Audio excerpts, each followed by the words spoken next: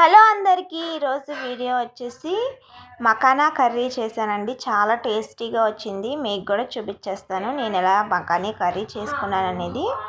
First stove మీద పెనం పెట్టేసుకొని ఆయిల్ అయితే వేసేసుకున్నాను. తర్వాత ఆనియన్ పచ్చిమిర్చి బాగా వేగనిచ్చాను అనమాట. బాగా ఇవి వేగేలోపు ఏంటంటే ఇంకో బాండీలో నెయ్యి వేసుకొని ఒక 1 స్పూన్ నెయ్యి వేసుకొని ఈ మకానాని ఫ్రై చేసుకొని పక్కన పెట్టుకున్నాను. ఆ వీడియో మిస్ అయిందండి. ఇగోండి, ఫ్రై చేసిన తర్వాత ఇలా ఉన్నాయి. ఈ మకానా కర్రీస్ ఏంటంటే డీమార్ట్లో మార్కెట్లో మనకి అవైలబుల్గా ఉంటాయి కదా. సో ఎలా చేసుకోవాలి ఏంటి అనేది చాలామందికి తెలియదు, కొంతమందికి తెలుసు అనమాట. ఇంకా ఎలాగో ఇక నేను కూడా వీడియో చేసి పెడితే అండ్ తెలియని వాళ్ళకి తెలుస్తుంది. అలాగే ఏంటంటే నాకు కూడా నెక్స్ట్ ఎలా చేసుకోవాలనేది గుర్తుగా ఉంటుంది అన్నట్టు సెండ్ చేస్తున్నాను. అండ్ ఇదిగోండి, ఇక్కడ నెక్స్ట్ వచ్చేసి పసుపు అయితే వేసేసాను, ఒక చిటికెడు. అండ్ ధనియాల పౌడర్ వేసుకొని నెక్స్ట్ కారం అయితే వేసేసుకున్నాను. ఇవన్నీ బాగా వేగనివ్వాలండి.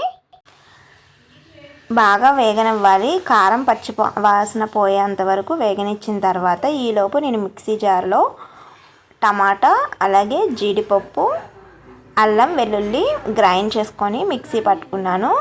సో అలానే పేస్ట్ కూడా వేసేసుకున్నాను కారం వేగిన తర్వాత. మెయిన్ ఇంగ్రీడియంట్స్ వచ్చేసి ఇందులో కసూరి మేతి అండి, చాలా టేస్ట్ ఇస్తుంది. కసూరి మేతి అవాయిడ్ చేసినా కూడా పర్లేదు, బాగానే ఉంటుంది. ఇగోండి, నెక్స్ట్ పెరుగు అనమాట.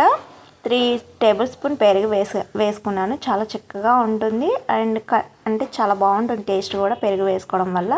అండ్ నెక్స్ట్ పెరుగు వేసుకున్న తర్వాత కొంచెం వాటర్ని వేసుకొని ఒక 5 మినిట్స్ కుక్ చేసుకున్నాను. ఇలా కుక్ చేసుకున్న తర్వాత ఇక్కడ నేను కల్లుప్పును అయితే వేసుకున్నాను. కల్లుప్పు వేసుకున్న తర్వాత ఇక్కడ ముందుగా ఉన్న మకానీ ఉన్నాయి కదండి, నేతిలో వేయించుకున్న ఆ మకానాన్ని అయితే అందులో వేసేసుకొని నెక్స్ట్ ఒక 10 to 15 మినిట్స్ కుక్ చేయాలి.